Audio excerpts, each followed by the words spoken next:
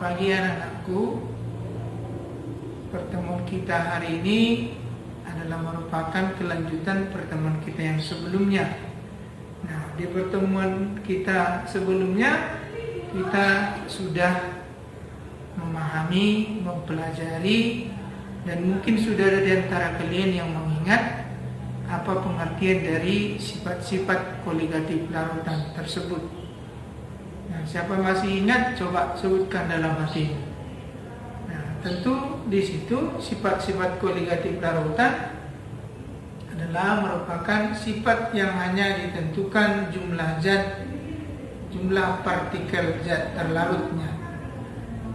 Adapun sifat-sifat koligatif larutan tersebut terdiri dari satu, yang pertama, penurunan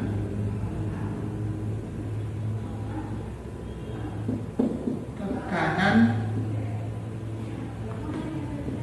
uap larutan. Nah, penurunan tekanan uap larutan disimbolkan delta P. Yang kedua, kenaikan titik didih larutan disimbolkan dengan delta P. Yang ketiga, penurunan titik beku larutan disimbolkan dengan delta TF. Yang keempat, tekanan osmotik atau biasa juga disebut tekanan osmosis. Tekanan osmotik disimbolkan dengan V. Nah, yang pertama kita bahas penurunan tekanan uap larutan. Nah, di situ ada kata terlarut, pelarut, larutan. Kenapa bisa turun tekanan uap larutannya? Maka kita amati gambar berikut. Di gambar A ini hanya terdiri dari partikel pelarut. Kalau hanya pelarut, maka jika diberikan kalor, tentu partikel pelarut ini dengan mudah menguap. Tidak ada yang menghalang. Seandainya kita tangan kita di sini, maka terasa ada tekanannya keluar. Ibaratnya tutup bejana yang kita berikan kalor, misalnya menanak air minum, maka akan terasa tutupnya itu diangkat. Karena apa? Karena ada tekanan uap dari pelarut. Nah, di gambar B, kalau ini sudah kita pahami bahwasanya partikel pelarut tadi semua bisa menguap, tidak ada yang menghalang. Di gambar B ini sudah merupakan campuran. Campurannya kalau homogen dinyatakan larutan. Nah, tentu di gambar B ini sudah ada partikel pelarut, ada juga partikel terlarut.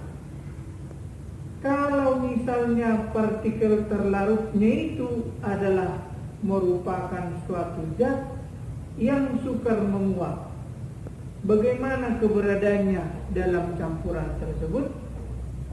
Dia akan menghalangi partikel-partikel pelarut, sehingga ketika diberikan kalor, partikel pelarut itu semakin sulit untuk menguap. Kenapa sulit menguap? Dihalangi oleh partikel-partikel terlarut. Kalau dihalangi, apa akibatnya? Berarti turun tekanan uap dari larutan. Oke, kalau sudah paham sampai di situ, misalnya tekanan uap pelarut kita simbolkan dengan P derajat, Sedangkan tekanan uap larutan kita simbolkan dengan V biasa. Pertanyaan timbul dalam pikiran, mana lebih besar tekanan uap pelarut murni atau pelarut saja dibandingkan dengan tekanan uap larutan? Nah, jawaban anak-anak kami pasti mengatakan yang lebih besar adalah tekanan uap larut murni. Kalau lebih besar tekanan uap pelarut murni daripada tekanan uap larut, delta P sama dengan P derajat dikurang P. Menurut pengamatan Sirol, maka penurunan tekanan uap itu dia matinya ditentukan oleh apa? Ditentukan oleh jumlah partikel zat terlarut tadi.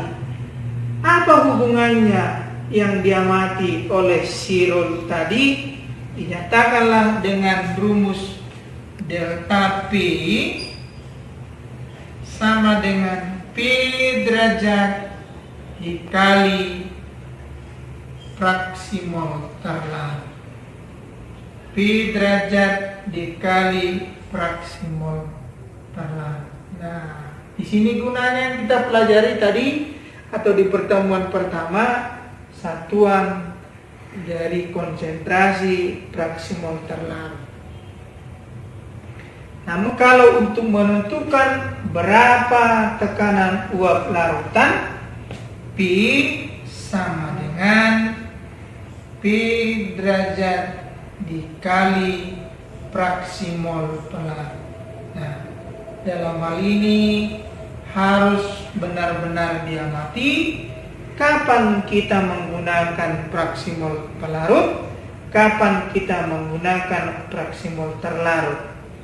Nah, kalau penurunan tekanan uap larutan yang diinginkan, kita gunakan fraksi mol terlarut.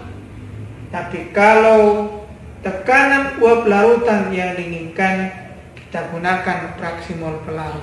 Di mana sifat koligatif larutan itu nyata di sini adalah penurunan tekanan uap ditentukan oleh jumlah partikel zat terlarutnya. Ingat, semakin besar mol terlarut, maka semakin besar pula lah penurunan tekanan uap larutan.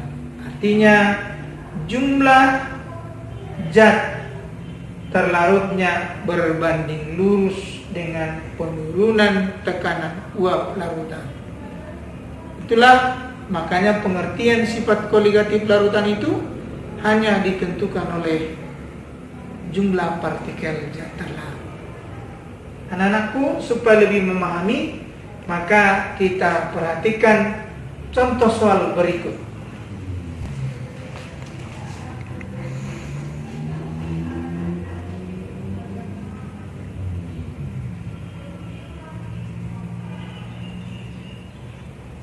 Ya. Perhatikan contoh soal berikut. Tekanan uap air pada temperatur 250 derajat Celcius adalah 36,6 mm Hg. Tentukan tekanan uap larutan jika ke dalam 90 gram air dilarutkan 18 gram glukosa. Nah, dari contoh soal yang ada di slide ini tadi, kita kerjakan apa yang diketahui dari soal bahwa suhunya sama dengan 250 derajat Celcius. Kemudian T derajat sama dengan 30,6 mm Hg. Dan berikutnya massa gram pelarut 90 gram. gram terlarut 18 gram. Berapa ml pelarut? Itu 18 gram per mol. Berapa ml dari terlarut? Nah, 6 kali 12, 12 kali 1 tambah 6 kali 16, maka 180 gram per mol. Apa yang ditanya? Yang ditanya, tentukan tekanan uap larutan. Tentukan tekanan uap larutan. Yang ditanya P.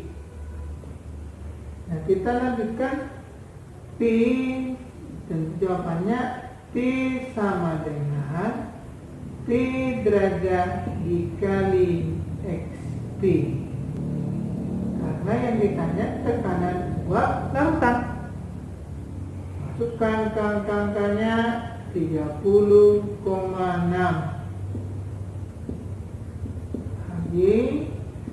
kali, karena fraksi mol pelarut itu pelarutlah pembilang. Sama 90 gram dibagi 18 per 90 bagi 18 tambah 18 per 180 sama dengan 30,6 dikali 5 per 5 tambah 0,1 sama dengan 30,6 dikali 5 per 5,1 sama dengan 30. Nah, dengan demikian kita amati 30 mm Hg nyatalah dengan soal bahwasanya tekanan uap pelarut murni lebih tinggi daripada tekanan uap larutan. Bisa dipahami?